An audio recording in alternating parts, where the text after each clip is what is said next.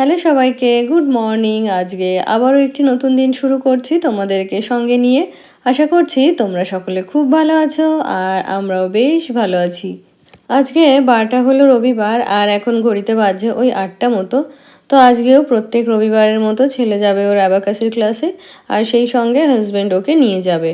তো ফার্স্টেই ঘুম থেকে উঠে কিছু না করেই আর কি ওদেরকে একটু চা আর দুধ করে দিলাম। তো এটা খেয়ে ওরা বেরিয়ে পড়বে। আর যেহেতু আজকে ছুটির দিন তাই আগে থেকে আর ঘুম থেকে উঠিনি, একটু দেরি করেই উঠেছি। তো ওরা বেরিয়ে যাবে, তারপরে হাজব্যান্ড আবার ওকে দিয়ে বাজার আনবে, তারপরে হচ্ছে রান্না বান্না হবে। আর সকালে যতটুকু ডাল ভাত সবজি লাগে সেগুলো তো আমি বেশি হলেও 1 ঘন্টার মধ্যেই কমপ্লিট করে নিতে পারবো। তো সেই জন্য আজকে কোনো তাড়াহুড়ো নেই। আর আগের দিনই যেহেতু বাড়িটা পুরোটা ঝাড় দিয়ে নিয়েছি, তো আজকে বাইরেটা তো ঝাড়পাট দেওয়ার ব্যাপার নেই, আজকে শুধু ঘরটাই গুছিয়ে নেব। তো এই যে সকালবেলা ঘুম থেকে উঠে আগে ফ্রেশ হয়ে নিলাম, তারপরে এখন আস্তে আস্তে ঘরের কাজ শুরু করব। তো সপ্তাহের বাকি দিনগুলো তো ওই তাড়াহুড়ো করেই দিনটা শুরু হয়, তাই চেষ্টা করি যে ছুটির দিনগুলোতে একটু রিল্যাক্স করতে, একটু ধীরে সুস্থে কাজগুলোকে গুছিয়ে নিতে। তো সকালবেলা তো হাজব্যান্ডকে আর ছেলেকে চা দুধ করে দিলাম, ওরা খেয়ে বেরিয়ে গেছে। তারপরে এই যে আমি ফ্রেশ হয়ে নিয়েছি। তো তখন শ্বশুরমশাই ঘুম থেকে উঠেছিলেন না, তাই আর কি ওনার চাটা করা হয়েছিল না। তো এখন চা করে বাবাকে চাটা দিয়ে এলাম নিচে। আর এখন এই যে আস্তে আস্তে ঘরের কাজগুলোকে গুছিয়ে নেব। তারপরে এই যে গতকালকে আমার ছেলের এক জোড়া জুতো এই জানলায় আমি রোদ্রে দিয়েছিলাম, সেটা আবার রাতে তুলে রাখতে ভুলে গেছিলাম। তো সকালবেলা জুতোটা তুলে নিলাম। আর জানো তো জুতোটা কিনেছি 1 মাসও হয়নি, এর মধ্যেই জুতোটাকে ছিঁড়ে ফেলেছে। ছিঁড়ে ফেলেছে কী করে যে ওইভাবে ছিঁড়লো, আমার মনে হয় যে যখন ক্রিকেট খেলে তখন হয়তো রান নিতে গিয়ে জুতোটা রাস্তায় ঘষে একদম জুতোর মাথাটা ফুটো করে ফেলেছে। নাহলে এই কয়দিনে ওইভাবে নষ্ট হওয়ার কথাও নয়। আর জুতোর কাপড়টা যদি ছিঁড়তো সেটা অন্য কথা, জুতোর সোলটাকেও একদম ক্ষয় করে ছিঁড়ে ফেলেছে। তো হাজব্যান্ড বলছিল ওকে আরেকটা ওই রকমই জুতো কিনে দিতে। তো আমি বলেছি যে না, একদম না, ওর মানে কিছু চাওয়ার আগে পেয়ে যায় তো, ওই জন্য মানে কোনো জিনিসের মর্ম বোঝে না। তো ও এই জুতোটাই পরবে আর এটা পরেই ও খেলা করবে। তো কি বলতো, ওর হাত পা দেখলে তোমরা বুঝতে পারবে যে হাত পায়ের মানে পায়ের একটা কোনো জায়গা নেই যে ওর ভালো রয়েছে। প্রত্যেকটা জায়গা কাটা ছড়া, মানে রক্ত বেরোনো এরকম। তো ওকে তো আমি ফুল প্যান্ট পরিয়েই দিতাম, তো এখন যেহেতু একটু গরম পড়েছে তাই আর কি হাফ প্যান্ট পরিয়ে দিই। আর ওই যে পাটাকেও ভালো রাখার জন্য ওকে খেলতে যাওয়ার সময় বলেছি যে ওই একটা হালকা জুতো কিনে দিয়েছি, ওই জুতোটা পরে খেলতে যাওয়ার জন্য। তো সেই জুতোটাকে ওই যে বললাম না, 2 সপ্তাহ হয়নি বোধহয়, জুতোটাকে একদম ছিঁড়ে নষ্ট করে ফেলেছে। তো যাই হোক, সকালে এই যে বললাম না ঘরদোরগুলো গুছিয়ে নেব, যেহেতু রান্না শুরু করতেও দেরি হবে আর শেষ করতেও দেরি হবে।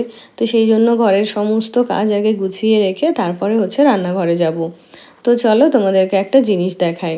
তো এটা হলো ওই যে আমার ঘরে যে কাজ করে নমিতাদি, ওই দিদি আমাকে কয়েকদিন আগে বলেছিল যে পয়লা বৈশাখে কি আমি একটা নাইটি পাবো না। দিয়ে আমি বললাম হ্যাঁ, তুমি টাকা নিয়ে যাও কিনে নিও। তারপরে দিদি বলল ঠিক আছে, তুমি তাহলে নাইটি দিও না, আমাকে একটা কুর্তিই কিনে দিও। আমি বলছি তাহলে তুমি টাকা নিয়ে তোমার পছন্দ মতো কিনে নিও। বলছে না, টাকা নিলে আমার তো সংসারে খরচ হয়ে যাবে, তুমি আমাকে পছন্দ করে কিনে দেবে। তো এই যে গতকালকে গিয়ে ওই নমিতাদির জন্য এই 2 পিসটা নিয়ে এসেছি। তো এটা কেমন হয়েছে তোমরা আমাকে জানিও। আর দিদির গায়ের রঙটা যেহেতু একটু চাপা, তো সেই জন্য আমি একটু ব্রাইট কালারই নিয়েছি। তো কেমন হয়েছে তোমরা কমেন্টে জানিও। আর এমনি যেগুলো পরে কাজ করতে আসে সেগুলো তো রেগুলার পরেই, আর এগুলো দিলে কি বলো তো কোথাও পরে বেরোতে পারবে। তো সেই জন্য এই ধরনের কালার নিয়েছি। আর নমিতাদি যেহেতু একটু পরেই কাজ করতে চলে আসবে, তাই ওনারটা যেহেতু সকালবেলায় ওনাকে দিয়ে দেবো, তাই তোমাদেরকে আগে থেকে দেখিয়ে রাখলাম। আর আমারগুলোও তোমাদেরকে দেখাবো, তবে সমস্ত কাজ গুছিয়ে নিই, তারপরে গিয়ে আমি কি কি কেনাকাটা করেছি সেগুলো তোমাদেরকে দেখিয়ে দেবো। তারপরে আমার গত ভিডিওতে কমেন্ট করেছিল ওয়ার্ল্ড অফ ওয়েদার থেকে দিদি ভাই, তো লিখেছে খুব ভালো লাগলো, আজ থেকে ওয়েট করছি তোমার শপিং দেখতে, যেন আমিও পুরো সামার আমের চাটনি বানাই আর খাই। হ্যাঁ গো, আমি আজকে আমার শপিং ভিডিও তোমাদের সাথে শেয়ার করব, মানে যা যা শপিং করেছি সেগুলো তোমাদের সাথে দেখিয়ে দেব। আর বললে যে আমের চাটনির কথা, ওটা বলো না, ওটা এই মুহূর্তে তো আমার কাছে নেই, তবে শুনেই মুখে জল চলে এলো। আমারও যেন তো ভীষণ ভালো লাগে, আর দেখবে গরমের সময় এই টকগুলো খেলে না শরীরটাও বেশ ভালো লাগে।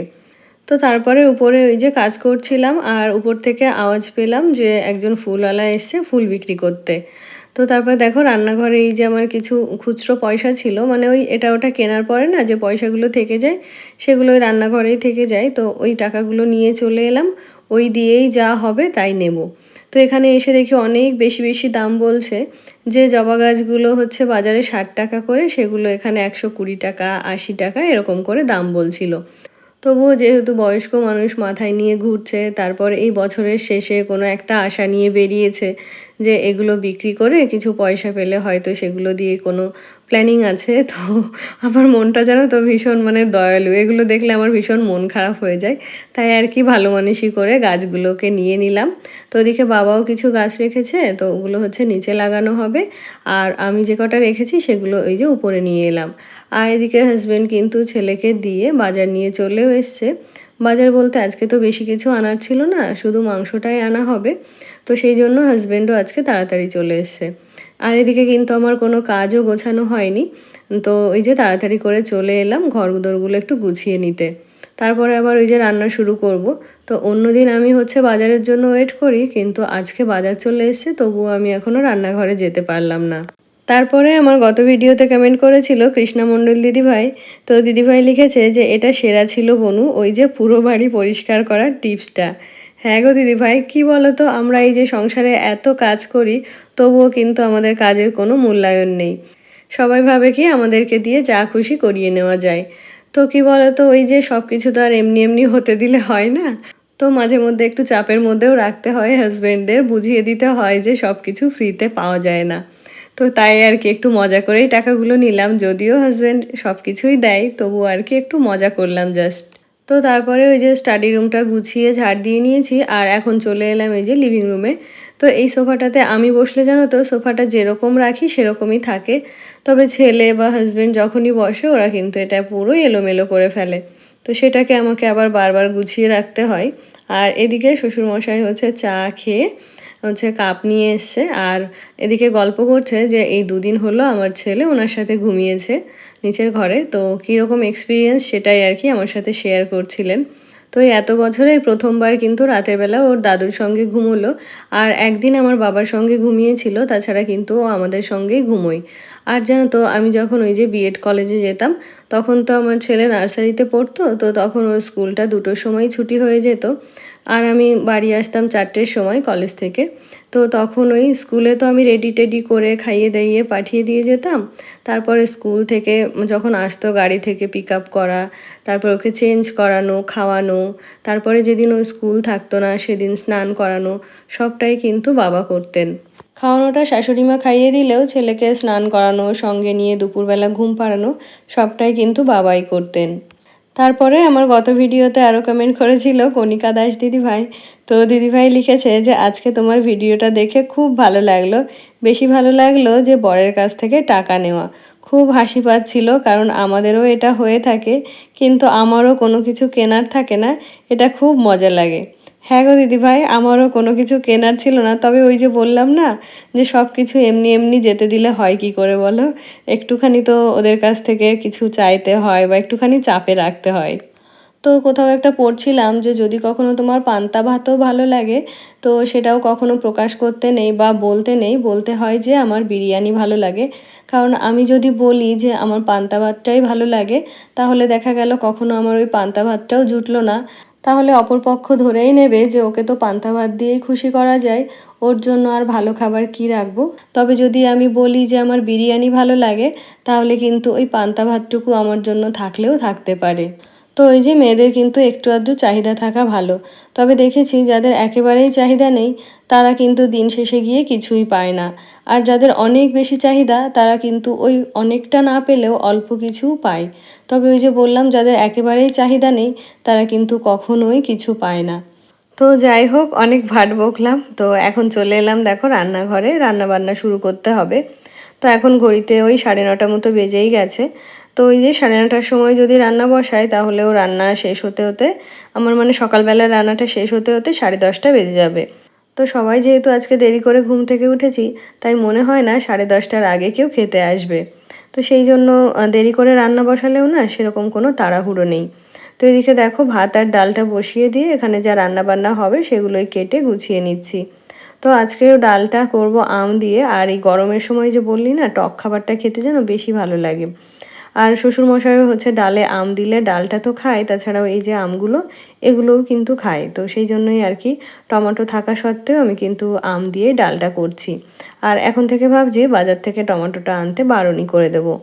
তো তারপরে এদিকে হচ্ছে আম দিয়ে ডাল করব আর করব একটু উচ্ছে আলু ভাজা। তো যেহেতু দুপুরবেলা মাংস হবে তো সেই জন্য সকালবেলায় বেশি কিছু করলে সেগুলো থেকেই যাবে। দুপুরবেলা তো ছেলে, হাসব্যান্ড কেউই এই সকালবেলার খাবারগুলো আর পাতে নিতে চায় না। তো সেই কারণেই ভাবছি উচ্ছে আলু ভাজাটা করি, এটা দিয়েই সকালবেলাটা হয়ে গেলে আর দুপুরবেলা তো ওই মাংস আর ডাল থাকছেই। তো এদিকে দেখো উচ্ছে আলুর মধ্যে আজকে একটু পেঁয়াজ দেবো, তো তার জন্য কিছু পেঁয়াজও কেটে নিলাম। আর মাংসের যে মশলাটা সেটা পরে একসময় গুছিয়ে নেব। এখন যদি সব গুছিয়ে নিতে যাই তাহলে কিন্তু রান্না শুরু করতে অনেক দেরি হয়ে যাবে। তারপরে আমার গত ভিডিওতে আরও কমেন্ট করেছিল ভারতী দিদিভাই, তো লিখেছে খুব ভালো লাগলো, শঙ্কর মাছ খেতে ভীষণ ভালো লাগে, আমিও খেয়েছি, মাছ রান্নাটা দারুণ হয়েছে, খুব ভালো থেকো বোন।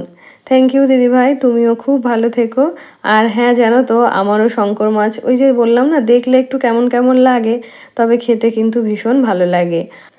তো তারপরে এদিকে দেখো ডালটা সেদ্ধ হয়ে গেছে আর ওর মধ্যে একটু আম আর হলুদ দিয়ে ওটাকে আবারও সেদ্ধ হতে দিলাম। আমি জানি না ডালের মধ্যে আমটা দিলে আমার মনে হয় না যে ডালটা ভালো সেদ্ধ হয়। তো সেই জন্য ডালটাকে আগে সেদ্ধ করে নিয়ে তারপরে হচ্ছে আমটা দিই। আর এদিকে তো এই যে উচ্ছে ভাজাটা হয়ে গেছে, তো এটাকেও এখন নামিয়ে নিলাম। আর ডালটা ফোড়ন দেওয়া হয়ে গেলে সবাইকে ডেকে খেতে দিয়ে দেবো। তো বাড়িতে তো এখন হাজব্যান্ড আর শ্বশুরমশাই রয়েছেন। আর ছেলে তো ফিরতে ফিরতে ওর 11টা বেজে যাবে, তো ছেলে এলে ওকে পরেই খাইয়ে দেবো। নাহলে প্রত্যেক দিন ওর জন্য ওয়েট করতে গেলে সবারই দেরি হয়ে যায়।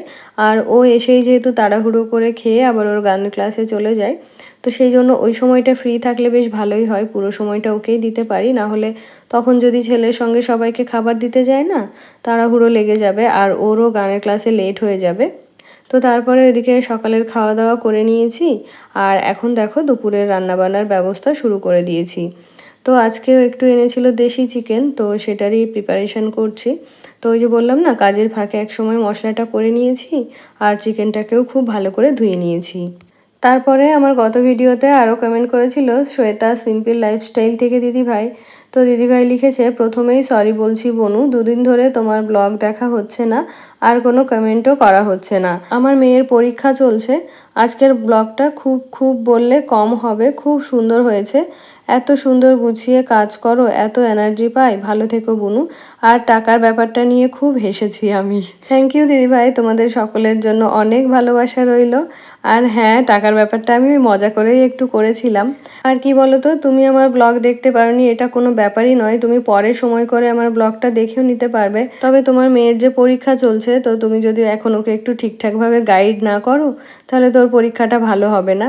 আর এই ব্লগ দেখা বা ব্লগ শেয়ার করা এটা হলো আমাদের একটা এন্টারটেনমেন্টের জায়গা। তো এটা হচ্ছে পরে করলেও হয়, তবে তোমার সব থেকে ইম্পর্টেন্ট হলো এখন তোমার মেয়ের পড়াশোনাটা ঠিকঠাক করে দেখিয়ে দেওয়া। থ্যাংক ইউ দিদিভাই, অনেক ভালোবাসা রইলো। আর সরি বলো না গো, আর সরি বললে আমার ভীষণ খারাপ লাগে। তো তুমি আমার ব্লগ এখন দেখতে পাচ্ছ না তো কি হয়েছে, পরে যখন সময় পাবে তখন আমার ব্লগ দেখে নিও। তো তারপরে দেখো এদিকে তোমাদের সাথে কথা বলতে বলতে চিকেনটা আমার কষাও হয়ে গেছে। তো এই যে আজকে ওই যে বললাম না দেশি চিকেন এনেছে, তো চিকেনের যে পাগুলো সেগুলো হচ্ছে আজকে দিয়ে দিয়েছে। তো এগুলো খেতে যে খুব পছন্দ করি তা নয়, তবে দিয়েছে তাই আর কি রান্না করে নিলাম। আর এদিকে হচ্ছে পাশের বাড়ির কাকিমাও ছেলের জন্য চিকেন পাঠিয়েছে। আর ওই লোটে মাছের একটা ভর্তা করেছিল তো সেটা পাঠিয়েছে। তো সেটাকে ওই যে ঢাকা দিয়ে রেখে দিলাম, ছেলে ওটা দিয়েই সকালবেলা খেয়ে গেছে, আবার দুপুরবেলা দেব। আর এদিকে দেখো আমারও চিকেনটা রান্না হয়ে গেছে। আর এখন হচ্ছে এই রান্নাঘরটাকে গুছিয়ে নেব। তো আমার ছেলে তো এই চিকেনের ঠ্যাংগুলো খায় না, তো আজকে মজা করে ওর মানে ভাত বেড়ে ওর পাতে ওটাকে আমি দিয়ে রেখেছিলাম, যে দেখি এসে ওর রিয়াকশানটা কি দেয়। তো ওটা দেখে তো রেগে মেগে চিৎকার করে একাকার, বলছে তুমি এটাকে সরাও, না হলে এটা আমি এক্ষুনি ছুঁড়ে ফেলে দেবো।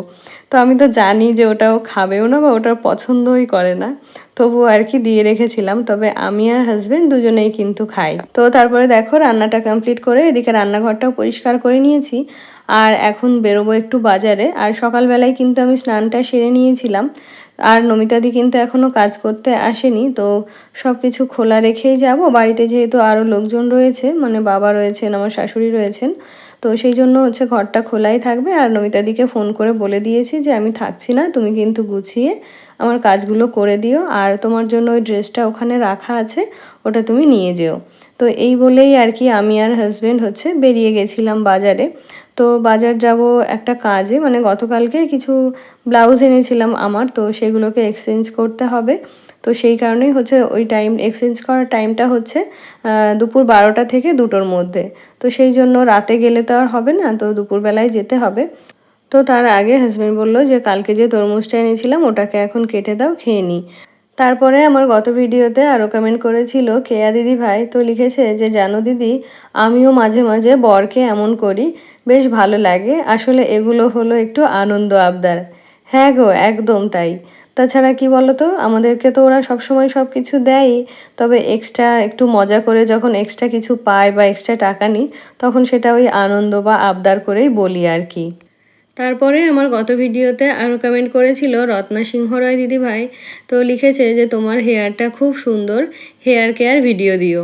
তো কি বলো তো দিদিভাই, হেয়ার কেয়ার ভিডিও যদি দিতে যাই তাহলে তুমি তার মধ্যে কিছুই পাবে না।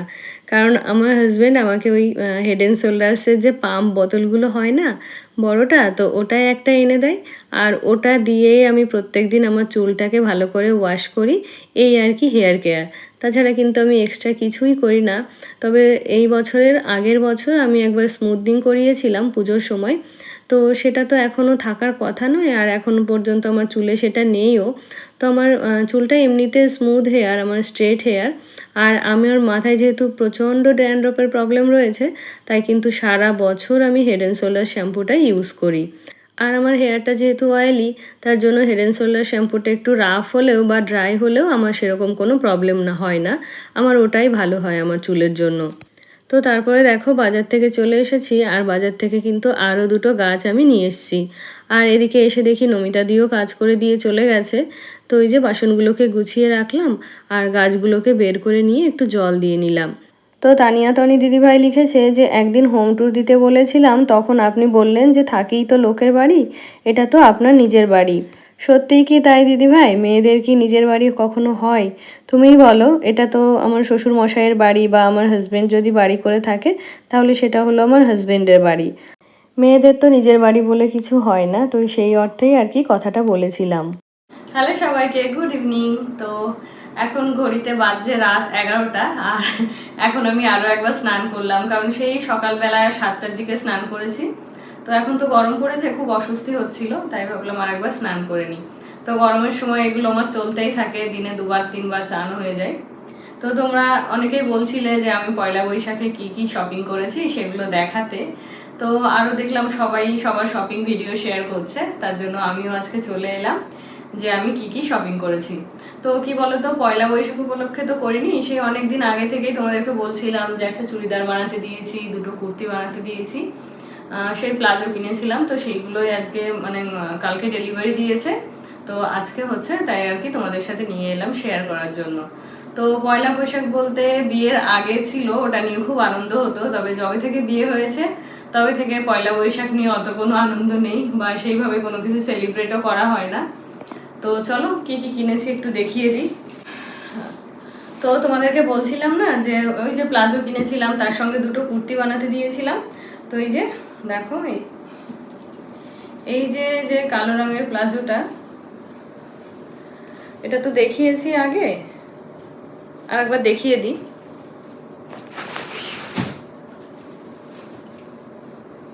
এই দেখো, তোমরা যারা দেখোনি তাদের জন্য, আর যারা দেখেছো তারা তো দেখেইছো। এই একটা প্লাজো নিয়েছি,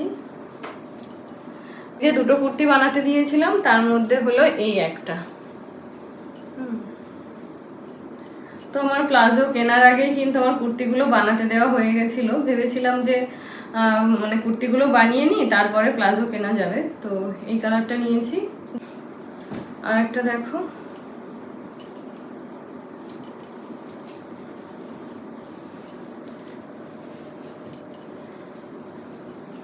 এই যে একটা প্লাজো, আর এই হলো আর একটা কুর্তি, দুটোই শর্ট লেন্থের। তো এই দেখো আজরাকের কুর্তি বলো, থ্রি পিস বলো, শাড়ি বলো আমার ভীষণ পছন্দের। যবে থেকে আর কি আজরাক চিনতে শিখেছি তবে থেকে মানে আজরাকের প্রতি আমার একটা ভালোবাসা হয়ে গেছে।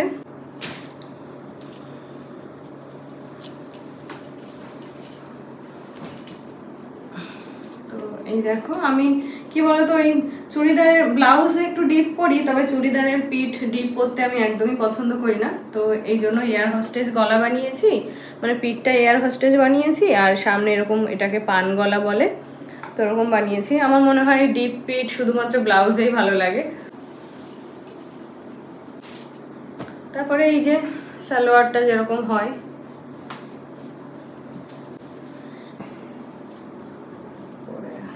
আর এটা ছিল ওড়না। এই দেখো এটা হলো ওড়না।